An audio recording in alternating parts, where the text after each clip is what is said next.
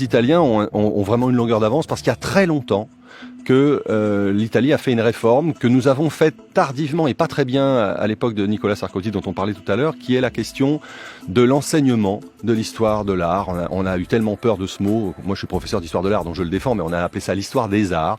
Les Italiens, depuis les années 20, ont introduit ça. Alors, ça produit effectivement un sentiment d'identité très fort chez les Italiens. On dit toujours en rigolant que les Italiens sont des nationalistes invétérés. Ils aiment leur patrie, ils aiment leur patrimoine. Et il y a ce côté réflexe comme ça, alors que on dit toujours que les Français, au fond, sont des conservateurs qui détruisent leur propre patrimoine.